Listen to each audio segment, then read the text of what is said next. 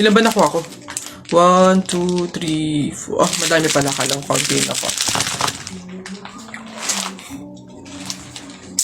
Masarap yung kape, pero kailangan ko ng ibang drink, syempre. Kaya, buti nakakuha ko din. Ay, shucks! Hindi grapes yung nakuha ko. Ba yun? Okay na nga yun. Masarap nung kape, pero feel ko kulang to. Buti na nakakuha ko ng madami sa kanila. Hindi naman nila iinumin lahat, hindi naman ubos yung lahat eh. Ganyan. Madami ako. Paano yung kutkutin mamaya? Buti talaga madami akong nakuha kasi feel ko magugutom ako mamaya. Kaya kailangan ko ng kutkutin. Madami-dami din tong mani. Ayun. Excuse me po. Magtatanong lang po sana. Wala na po kasi yung gravy dun sa gilid. Kukuha po sana kami para sa sausawan namin. Sausawan. Baka naman sabaw. Akala nyo ba hindi ko alam yung mga strategy nyong ganyan? Nagtaka ka pa kung bakit wala. Malamang ubos na. Kayo lang naman yung lagi tumitira ng gravy namin. Kung makakuha, akala mo wala ng bukas. Na akala mo walang ibang customer. Sinabi ba naming only gravy? Sa mga inasal yun, only rice. Kung gusto nyo doon kayo. Sinabaw na yung gravy namin. Ay, sus!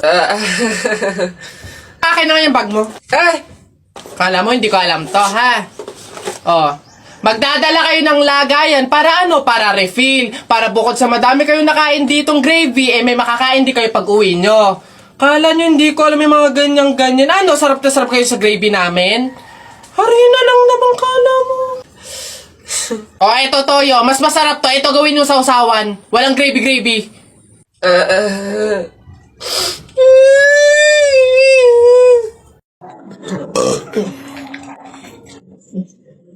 Ilan ba nakuha ko? 1, 2, 3, 4. Ah, madami pala. Kalang konti na ako. Masarap yung kape, pero kailangan ko ng ibang drink, syempre. Kaya, buti nakakuha ko din. Ay, shucks! Hindi grapes yung nakuha ko. Ba yun? Okay na nga yun. Masarap nung kape, pero feel ko kulang to. Buti na nakakuha ko ng madami sa kanila. Hindi naman nila iinumin lahat, hindi naman ubos yung lahat eh. Ganyan. Madami ako. Paano yung kutkutin mamaya? Buti talaga madami akong nakuha kasi feel ko magugutom ako mamaya. Kaya kailangan ko ng kutkutin. Madami-dami din tong mani. Ay nako. Hi ganda! Anong hanap? Ito na naman sila. Go na, ipakita nyo na lahat ng offer nyo kahit ano Di ko din naman kasi bibilhin, so go lang. Dali, patingin. Ito naman si Ma'am pala biro, decision masyado. Hindi nyo naman masasabi. Ay, di ako nagbibiro Dali na, patingin. Sayang oras eh. So, ito nga ma'am yung offer ko ay shadow. Ito, bagong labas to ma'am. 899 lang. Madami ng shades. Isang shade lang yung gusto ko Paano ba yan? Ops ma'am, di ka makakaligtas. Meron ako dito, isang shade lang. Ops, teka lang, isang shade nga gusto ko. Pero, rainbow. Meron kayong ganon? Gusto ko isang pahid lang sa talukap ng mata ko. Auto rainbow yung shade, ganon. May ganon kayo? Ganon ba ma'am? Wala po tamo, wala naman pala. Ikaw, anong offer mo? Diyos ko. Ako, ma'am. Ay, nako, ito, ma'am. Offer ko sa'yo, moisturizer sa pes at sa katawan. Ako, panigurado, ma'am, magugustuhan mo to kasi pampaganda to ng balat. Ay, ganun ba? Paano ba yan, te? Maganda na yung balat ko. Ganun ba, ma'am? Ma-enhance naman, ma'am, yung kagandahan ng balat at pampabata to lalo. Pampabata? Gusto ko naman tumanda, tapos mamatay na. Papagamitin mo pa ako ng ganyan. Diyos ko naman. Ikaw, ano sa'yo? Diyos ko. Ay, nako ako, ma'am. Ito ang offer ko sa'yo. Paniguradong bibilhin mo tong collagen capsule namin. Ito, ma'am, for health tsaka for refreshing. Ganon. Ay, we. Real talk? Parang mas kailangan mo yan. Bilhin mo na yan. Ikaw na gumamit. Wala ka ng ganda, parang pagod ka na mabuhay. Mas kailangan mo yan. Diyos ko, mga pinaglaloloko niyo talaga ako. Sige na, tawas lang naman yung bibiling ko dito. Sige. Kala mo maganda, hindi makaganda. Kala mo hindi masakit. Pre, di ba sabi mo matapang ka? Oo, bakit? Pindutin mo nga yung fire alarm. Ako? Pipindutin yan? Dali! Ano, hindi mo kaya? Takot ka ha? Pakala ka pala eh. Walang kabilib-bilib to sa akin. Ako matatakot? Fire alarm? Baka nga, di na nagana yun. Tagal-tagal na yun. Tingnan mo ha. Watch me ha. Baka maging idol mo pa ako eh. Oh, sino bakla?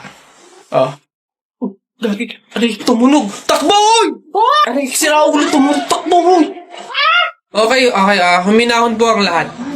Kami po ay humihingi sa mga naabalang teacher at mga estudyante dahil po sa pagtunog ng ating fire alarm. Wala pong kahit anong sakonang nangyari dito sa school.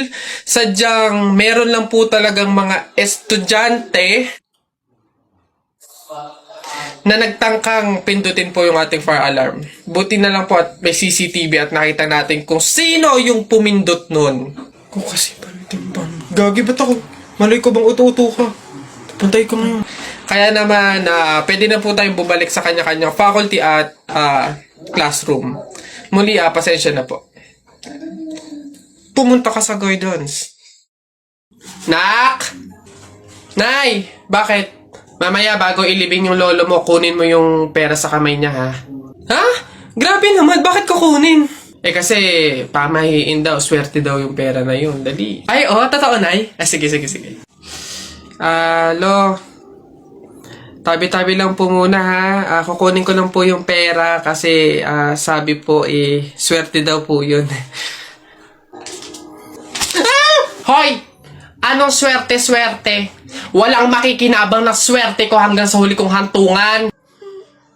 Dadaya ng mga to, swerte-swerte. Ako na nga tong namatay, aagawan nyo pa ako ng swerte. Makaranas man lang ako ng swerte sa langit, no? Akin yan! Swerte-swerte. Ayan na. Larawa ka. O, Jepoy, bakit ka umiiyak?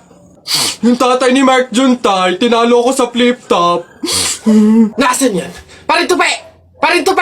Nasa ka? Lumabas ka! Sino ba yung maingay na yun?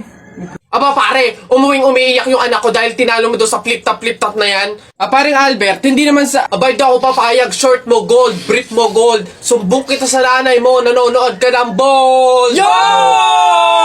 Aba pare, ikaw nagpasimula, panindigan mo yan ha. Pangit ang nanay mo, pangit ang tatay mo, kaya ang anak mukhang kalamay. Kung gusto mo ng pangit, huwag mo kami idamay! Yay! Wala, nakita ko tatay mo nagbabasa ng science. Sinapak ko, nag-super science! O, ito pa paring Albert. Nanay mo pangit, tatay mo pangit. Ano ka, exempted? Sus! Nakita ko tatay mo, nanay mo o teka pre, wala na, utal-utal ka na, umuwi ka na lang, magpalobo ka na lang ng sipon, pero eto teka, baunin mo. Piso-pisong malupet, ikay nagpagupit sa tatay mo, malupet, kaso nga lang walang puwet! Yo! Tatay! May araw ka din sa akin, paring Kaloy, sasabi ko sa'yo.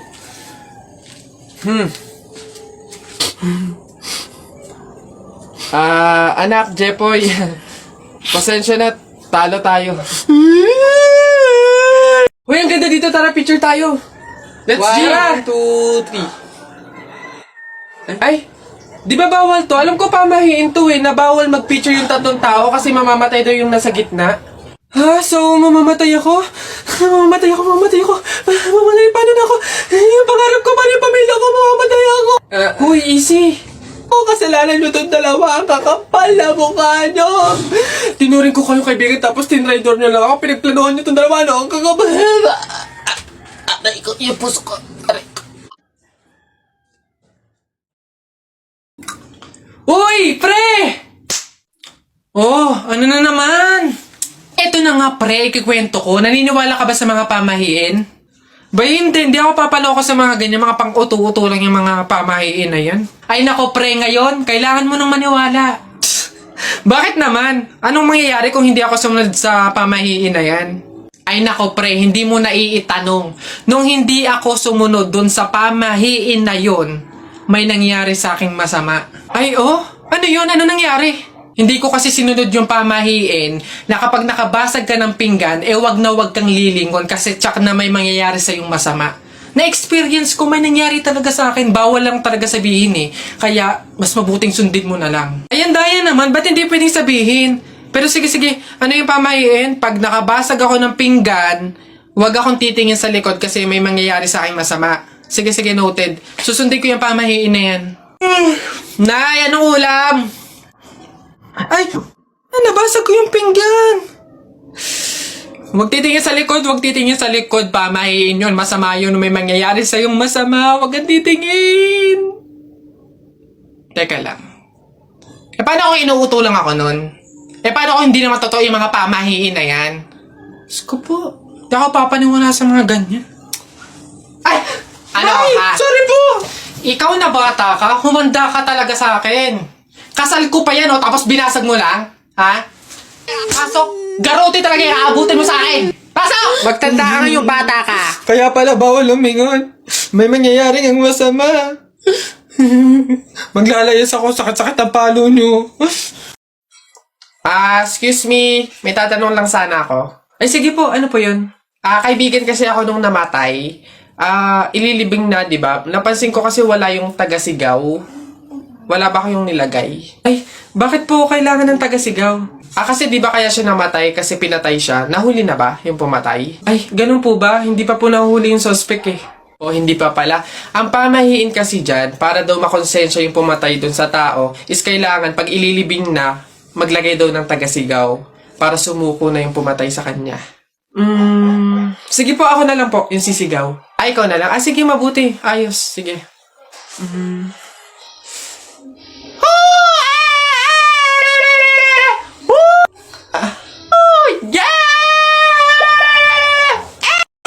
Ay, boss! Kanin pa nga! Dito!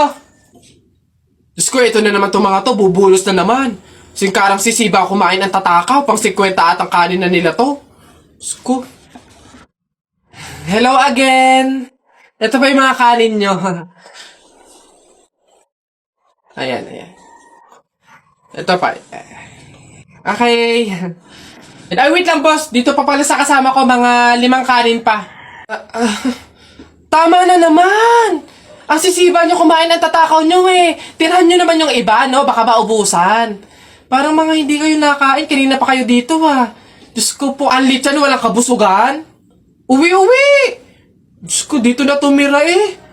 Teka. Nasaan manager nyo? Ganito ba mga empleyado dito? Eto naman si Sir, hindi mabiro. May 3 kaban pa dun sila saing lang. Wait lang. Masyado ka naman seryoso masyado. Gusto nyo lahat ng kanin dito, iuwi nyo na. Ha? Wait lang, teka lang. Dadalhin ko dito pagkasaing, ha? Sige. Tao po! Tao! Ano yun? Magkano po kaya yung pansit canton? 15. Ay, teka lang po ate. Yung ano po kaya, yung suka po, magkano? Suka. 10. Aray. Wait lang po ate. Nagtatanong pa lang po kasi inaabot nyo na agad. Yung ano na lang po, tanong ko lang po kung magkano yung presyo ng itlog. Shhh. Pa yan. Itlog. 8. Ay! Teka lang kasi! Kutik na iyan! Iba yung nabili sa nagtatanong lang.